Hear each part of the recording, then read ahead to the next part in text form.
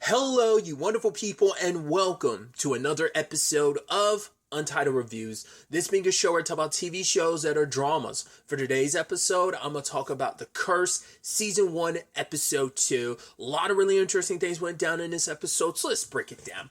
Okay, so first let's start off with the Whitney side of things, which I thought was so interesting. She's talking to a guy who's the governor of a very specific place. He's from the, I'm sorry if I get this wrong. He's from the Tewa people, which is different from the Tiwa people. And because Whitney's trying to talk to him, which I also know, he's played by Gary Farmer, which it's pretty dope. Seen Gary in a few different things, but probably like most recently will be him as, I think it was something else recently I'd seen him in, but obviously I know him as Dan, Asa's dad in the show Resident Alien, if you've never seen a great show. But either way, she's trying to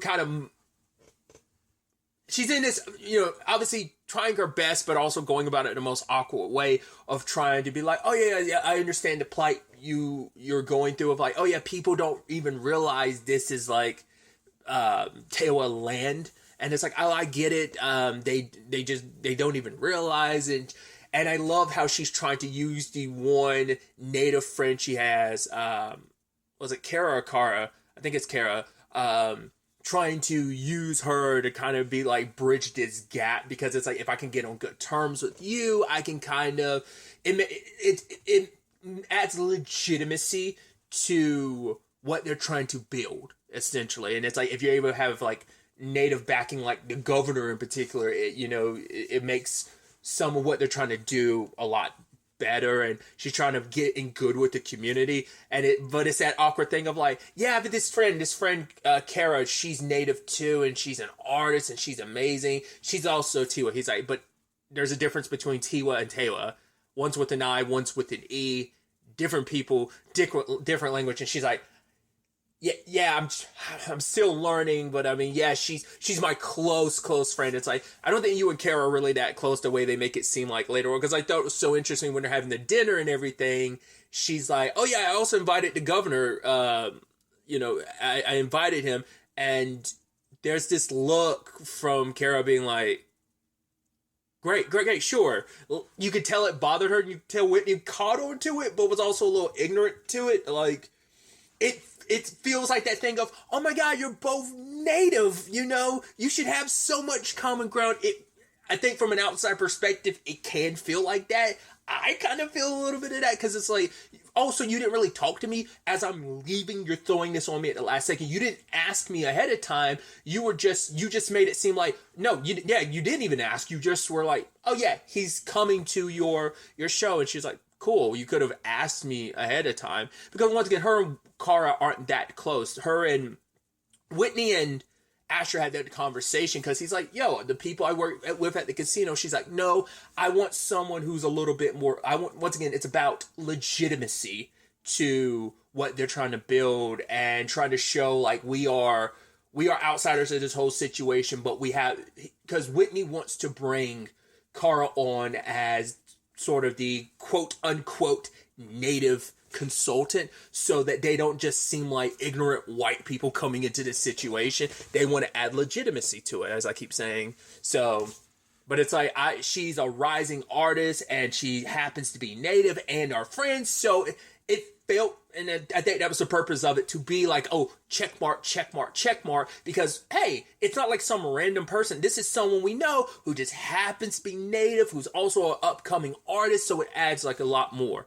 I also love that you have Whitney like deleting comments when they're like, oh yeah, basically your house design is ripping off Doug, which that even ended up being this awkward conversation where Whitney's like, hey, like, do you see all this? Which obviously that's just going to cause you more issues. The more people be like, hey, anyone that criticizes your design saying you stole from this particular artist, you just happen to delete their comments. People pick up on that type of stuff. So you're just going to get more backlash from that, because it's going to make people be like, oh, so this is an issue for you, so let's double down. And people are going to, like, it's one of those things that if you ignore it, it could always go both ways. There's no like ignoring it, and it like, oh, sometimes it'll go away if you ignore it, depending on what the circumstances are and the severity of it.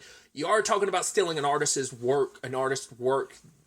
The internet typically doesn't take kindly to that. So there is a bit of, yeah, don't, but you also want to engage with that in some capacity. Like I said, it's just toss up of how that will be interpreted, and your reaction to deleting stuff is. But yeah, she tried to show it to Kara. Kara was like, I mean, it's fine. It's not it's a crossover of audiences. Like, you're talking about an artist's work, and you're just building homes, so there's no crossover. But for Whitney, she kind of took offense to that, because she was like, but what I do is art. And Asher tried to back her up and be like, yeah, my wife, my two favorite artists are here, Kara and you. But she's like, no, I'm not an artist like she is. He was like, no, I'm just saying, it's like, there's no right answer in that situation, especially when Asher's trying to approach Kara about the whole being a consultant thing. But Whitney's like, no, don't do that. It's like, she's like, your energy was all over the place because I could feel you just waiting. It just, you left it in the air where it just felt like you were just waiting for an opportunity to jump in and ask. It's like, but you asked me to do that. She was like, no, but I was waiting. It's like, Whitney wanted what she was trying to get out of it. There's a decorum she's basically trying to say, like, which is very deceitful, where it's like, hey, I kind of want something from you, but we as both kind of want something from you. I mean, it's all, everything with the governor and everything with this consultation, not consultation, but being a consultant on their show. It's all connected together, but Whitney wants to ease into it, not just jump into it, because, oh, we're supposed to have dinner first. We're actually waiting for our food. If you jump the gun on this, you make it go, oh, so that's what this was about. It was never just us hanging out. You want to make it feel natural and not like, hey, so we were trying to think about this. It's like, don't make it a business. It's meant to be informal, to let someone's guard down, and then you ask like the business stuff. But a lot of that kind of got rushed. I don't know if I just put that all on Asher. It also falls on Whitney as well. So they even had the whole thing of like, oh yeah, your art, it does so well in like the house, in our house, it helps with the decorum. It's like the the aesthetic and everything. It's like, wait, are you putting my art up in the houses that you're? They're like, what? She's like, because I would not be okay with that. No. We only put it up in a personal house, and just that awkwardness of them picking up their drinks and drinking. So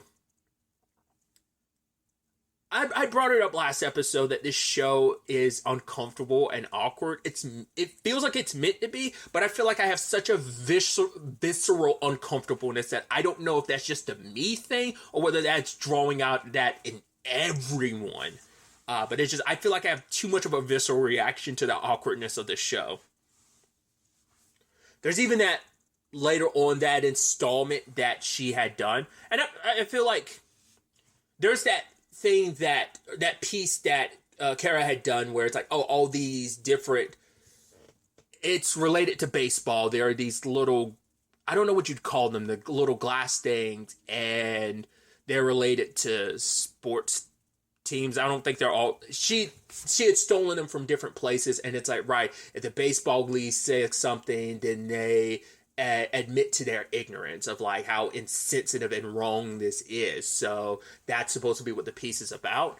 And then they were like, oh, have you ever seen Kara's work before? They're like, oh, we own 4 of her pieces, which it feels like that's meant to hang there a little bit, to be like, I mean, it feels like, I think you can interpret that as, oh yeah, we love her work so much we wanted it, but it's also a little weird that you own her pieces, and especially considering what her pieces are about. Do you not realize how kind of weird it is for, I don't know. I feel like, especially the look the guy kind of gave them made it feel like, oh, don't you guys feel a little weird? Especially when you use the words, yeah, we own 4 of her pieces. I would have just been like, oh yeah, we love her art. We've seen it. I would never admit that I owned some of it. I don't know. It feels like you could walk into a sticky situation using those exact words, considering what her art pieces are about. But then like there is that installment she does where she slices turkey, gives you some, and kind of screams. And I love that Whitney did it and ate it, and then Kara's like, why did you do that? Why did you do it? She's like, was I not supposed to? And then she screams, and just kind of the experience is over. I love that. It's like, you're not supposed to talk about your experience. So she doesn't talk to Asher. I thought she was going to warn Asher, but she actually does it for the governor later on, which I thought was so interesting. But Ash is just kind of like, he's joking and messing with Whitney by not talking about his experience, because she's trying to protect that relationship, because it's like, it's more so about like, yeah, I'm trying to stay in your good graces because I need you, to kind of facilitate some stuff and once again legitimize some stuff. So yeah, even later on, she's there with her Kara's having that conversation, and she's on the outside because like I'm not really an artist, and I just don't know. It's so performative. It's like I'm placating you. It's like, yeah, we're friendly, but I don't like I said, I don't think they're actual real friends. So, but I love that she had told the governor dude like, hey, when you go do this, don't eat the turkey. Don't tell her I told you or anything like that. And when they did when he does it, she slices the turkey and gives it to him. He's like, thank you. And then I can't remember if it was before she screamed. I think it was like after she screamed and he's like, that's it, which was a massive slap in the face because it's like, feels like you're shitting on her performance and her art while you're just like, oh, that's it. I expected more. Art is up to interpretation. That's the beauty of it. Some stuff that's a little more abstract, you kind of find your own meaning in it. Sure. I mean, a lot of art, you're meant to do that, but that one in particular, I'm like, is it how I interpret it? And I could be completely wrong, but to me, once again, art's subjective. There is no like right or wrong. I interpret it as meant to be a thing of, hey, I slice this turkey and I give it to you. And what you do, if you eat it, it's like, why did you do that? Just because I offered this to you, it's supposed to be representative of the relationship between colonizers and the indigenous people. Of you came here expecting us to give you something. Like maybe a little almost tied into, interesting timing, obviously tied into Thanksgiving's around the corner, here in the U.S., because I know Canada has a different Thanksgiving. It's I think earlier in the month, if I'm not mistaken. But so I'm curious if that's what it's supposed to be like. Like I said, a relationship between colonizers and indigenous people. You come here expecting something from us, and you just eat it, no problem. That's why I'm like, maybe would it have been an issue for the governor for him doing that? Considering he's also an indigenous person, like would the art piece have just been the same? Because he didn't eat it, but she still screamed, but she didn't say the whole, why did you do that? Because he never ate. He just said, thank you. So maybe because the experience was different in that regard, I'm bringing my own interpretation to that. And like I said, I could be misinterpreting that, but I think it's meant to be open for interpretation. So, but like I said, him just being like, that's it, didn't gel the way Whitney hoped it would. I mean, she probably won't find out until after the fact that kind of happened. But that look on Kara's face made me go like, oh, she's upset because, you just don't get it. You don't get the messaging behind this. And maybe it's even more so supposed to be like, hey, you're an indigenous person. You should get it. Once again, bringing my own interpretation to a lot of that. We also find out that Whitney's pregnant, which I'm also like, wait, when did that happen? Your little last sex session? Does he like, I was like, maybe that was like maybe we saw that sex session and then like, maybe it was a previous sex session you guys got, because, wasn't a lot of penetration involved in that situation, but who knows, like, when it came to the coming situation, who knows how that whole thing played off screen. I don't know if you did something. I don't know. She found out she was pregnant and didn't say anything the day before. So there's a lot there because she didn't want anyone to know. She wanted to kind of keep it between them because we do know because of the first episode that Whitney is someone that is superstitious. And I get not wanting to talk about a pregnancy, especially early on, because something could go wrong. So you want to wait a little bit before things to kind of develop more, obviously, before you end up talking about it. So I think for Ash to like talk about it with Bill, even though like she didn't want him to, makes me feel like that could be interpretive. Well, there's a lot to it because the show is called The Curse. He did get cursed last episode. Whitney's under the impression that he cleared that all up last episode, but he lied to her. And so I don't know if Ash is going to make those connections, but Whitney might if she finds out that the curse never was unsettled because you never actually found the family to correct that situation and you lied to me. but it's especially because some of that ending makes me feel like there's some stuff that was revealed to even Asher that it's like, oh, have you ever had an abortion before or a miscarriage? She's never had a miscarriage, but she does acknowledge, like, I've had. It felt, I think she put up like one finger, like she had one abortion, because she was kind of dancing around it, being like, hey, you can, do you want to, you could just look at my, isn't that in my chart? And she's like, oh yeah, I could go get it. She's like, no, I've had one. It felt like she didn't want to have that conversation around Asher, and I don't know how to interpret that either. That's because they've only been married a year, but who knows how long they've been together in general, but maybe that abortion predates Asher, because he was like, hey, you can talk to me about anything, you know that, right? She's like, yeah.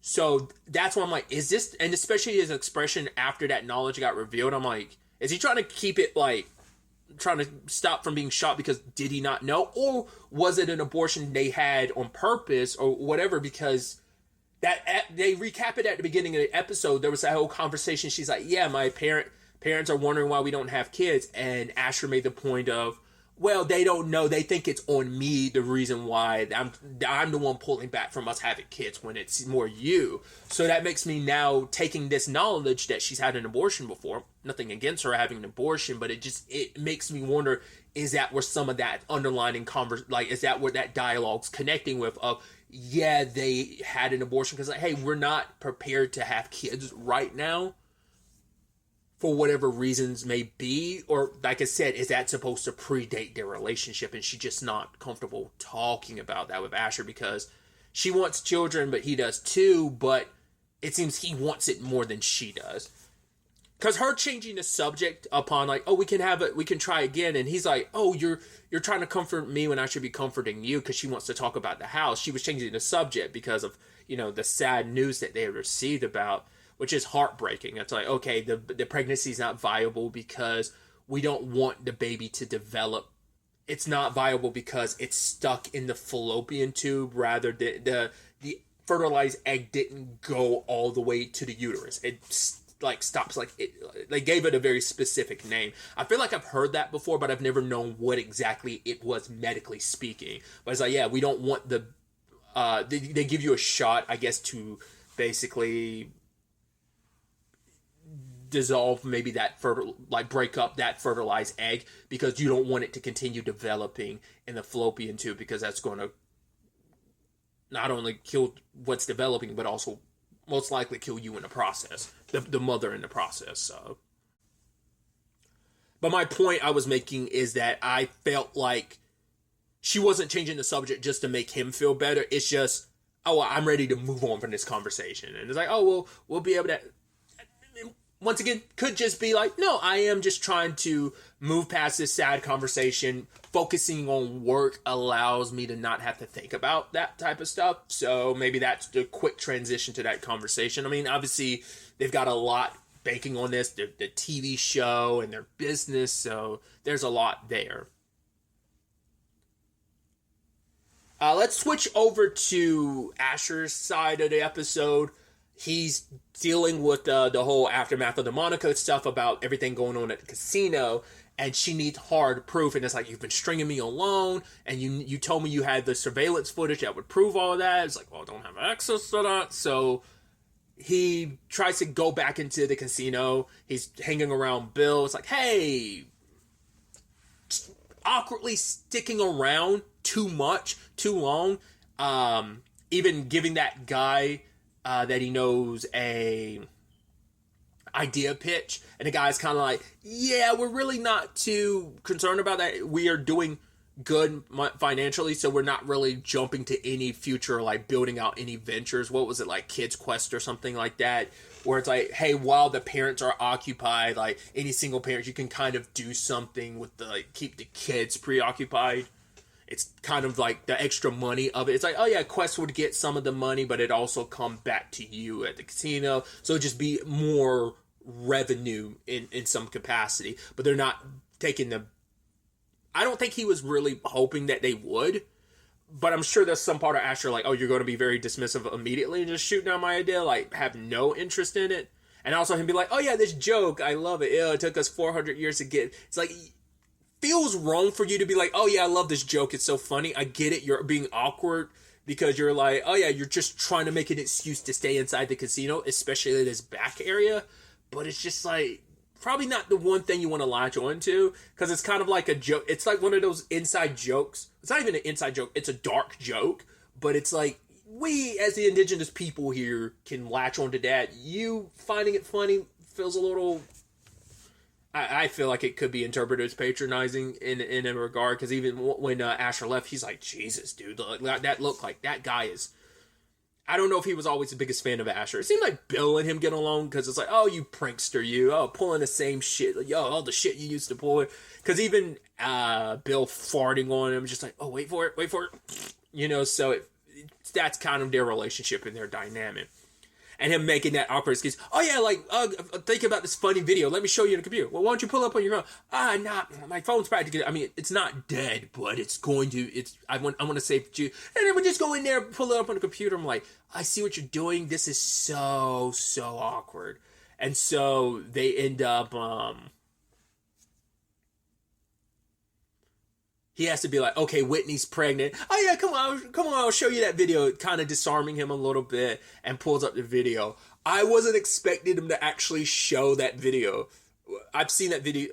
I think I've seen the video a few times. I don't remember if it's only in recent years I've seen it. I don't know how old that video is. The jogger video that they showed. I was like, I feel like you have to pay licensing rights for that too. I mean, it's a viral video, and getting it back to the original. I mean, it's from, like, a video from, like, a news show, so I don't know what the licensing deal is for, like, that in particular. Like, a YouTube video, you'd still have to, like, pay the license holder and stuff like that, because you're still using their copywritten material, but I'd assume you'd be paying the news station who uploaded that to, I would assume that stems from their YouTube channel. I have no idea. How that works, but I'm like, yeah, you're showing quite a bit of that video too. I'm like, once again, the licensing of stuff, I feel like I think about that so much more when you see some licensed material, like, how'd you get these bits of this show in here? Like, I don't think that falls on a fair use, so you probably had to pay for that, because obviously I think about it every time music pops up. I'm like, oh, how much did you have to pay for this song? Yada yada, so on and so forth, right? So moment he pulled out the Gatorade and he put it out front, I was like, oh, I see what you're going to do. I see what you're going to do, guy. And then he laughs and knocks it. And I was like, oh, and then pours a little bit on Bill. He's like, what are you doing? He's like, see, I'm joking. I pour a little on myself. Then kind of strips off. He's like, I was like, are you going to get butt naked in there? It's like, okay, no, you're just taking off your shirt to be like, because you locked the door. I was like, oh, good on you. I was like, you're going to have to explain that, but that's better than like most situations where people will. Because most shows will be a thing of, oh, you're down to the wire, the door's open, and just when they come back in, you're like, oh, hey, thanks, and like nothing was awkward. But it's like, no, you locked the door, and it's like, why? It wasn't this well-oiled machine. It was just kind of like, you're stumbling your way to get this surveillance footage, and you got it in the end, so that's interesting.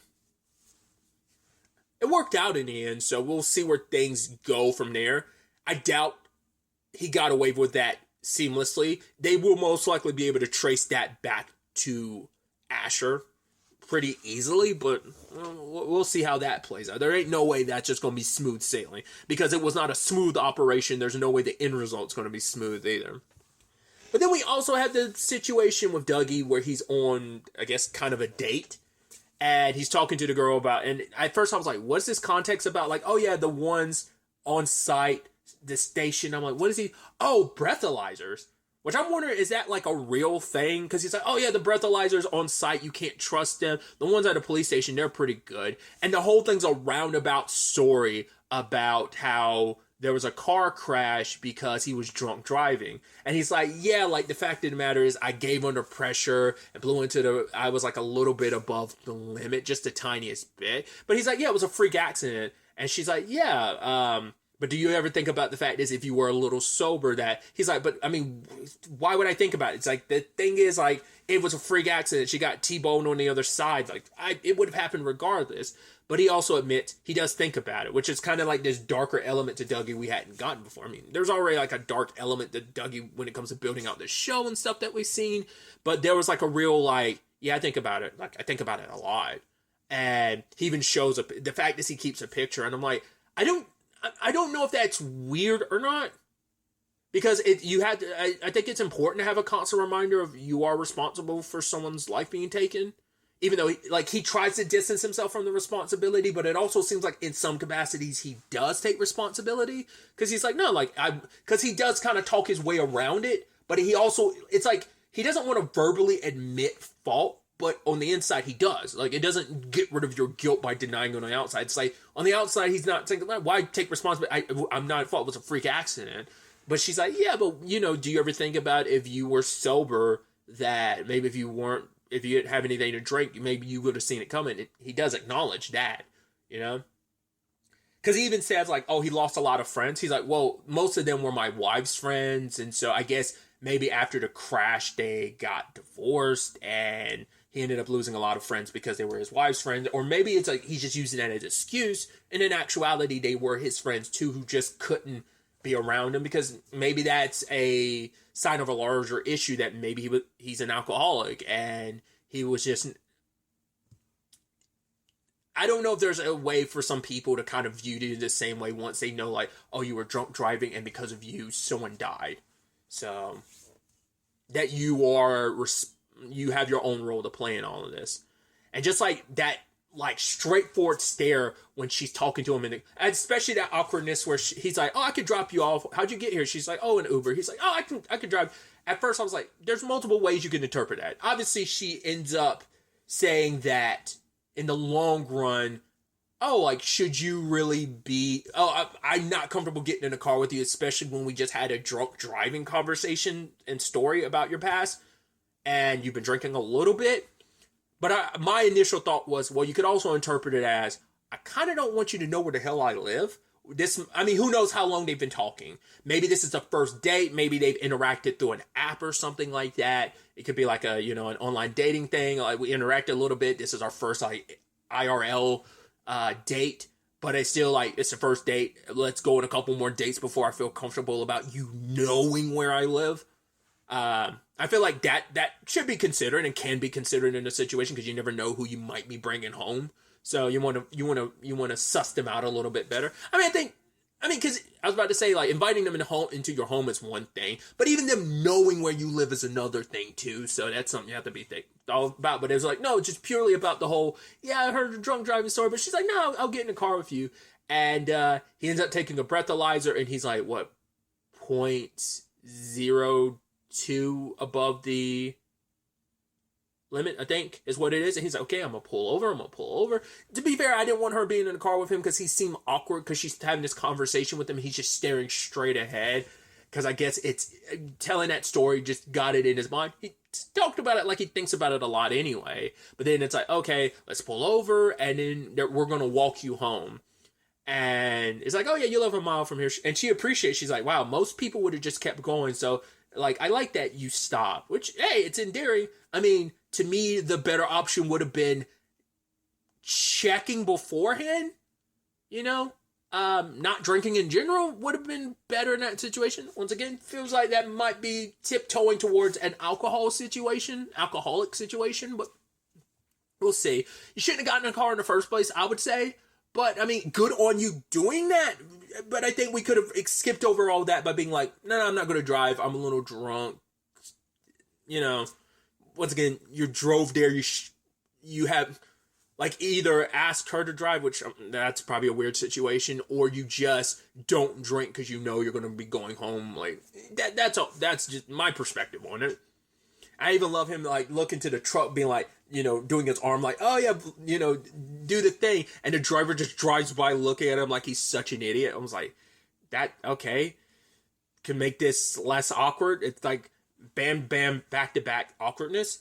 Then you even, Asher runs into him in the casino, because he talks about, well, he still hasn't heard, on his date he had talked about it, he hadn't heard from the network of whether or not they've gotten the go-ahead on the show. And he's talking a little bit with Asher. He's like, oh, I haven't planned out my flight yet. And it's like, Asher was like, oh, do you have another show? And Dougie's like, no, because he was well, for one, he still hasn't even gotten back from the network about this. And obviously they didn't pick up his other show, what was it, like Third Degree Inferno or something like that. I forgot the title of that show he had edited, but like it didn't go ahead. So I think he's getting a little nervous because like all his attention's towards this show, and even he's not sure that that's going to go through, which makes me feel like the story could. I already felt like this, but I feel like it even more so that he's going to really swing for some shit to go down for this to be a hit. Like kind of doing the producer thing of nudge, nudge, wink, wink. I'm gonna fudge some stuff or create circumstances that'll really get this funded, and the HGTV will have no choice. But I mean, they don't really go for the more scandalous stuff.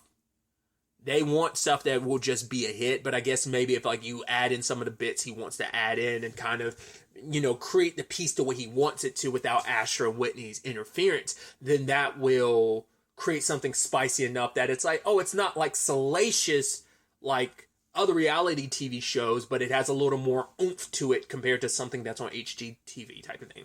That's how I'm seeing it. So, and also that mood he's in later on, because that's after his date, so it feels like he's still thinking about the aftermath of all of that and that drunk driving accident that they were talking about too. So, I'm very, very interested to see where all this ends up taking us going forward into the next episode. But really, that's all I want to talk about. Till the next time we meet, be happy, be safe, live life to the fullest, and enjoy it. Good day and good